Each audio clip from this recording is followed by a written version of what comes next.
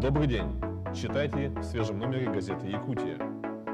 Какие два основных чувства руководят инвесторами при рассмотрении проектов? Как взаимосвязаны инновации и деньги, и на что способны один Косыгин и 1000 Касперских при наличии капитала? Чем страшен китайский бизнес Дальнему Востоку и что тормозит азиатских партнеров на пути реализации дальневосточных проектов? О чем говорили и к чему пришли на презентации проекта моста через Лену в рамках Восточного экономического форума?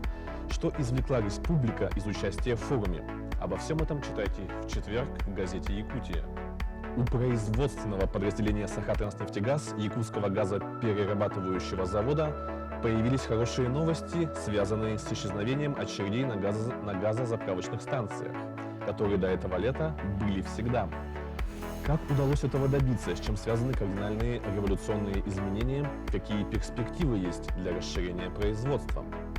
Об этом и многом другом обозреватель газеты «Якутия» Ирина Членова поговорила с директором завода, кандидатом химических наук Владимиром Романовым. Обнаруженный якутскими учеными в заполярной тундре щенок плейстоценовой собаки стал большой палеонтологической удачей. Случайность это или закономерность? Щенок это или волчонок? В каких условиях проходила научная экспедиция? О чем рассказал первый щенок, найденный местными жителями еще в 2011 году.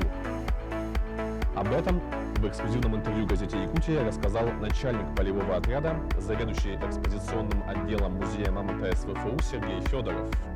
Эти и многие другие материалы, а также традиционные сканворд, гороскоп и ТВ-программа в сегодняшней четверговой толстушке.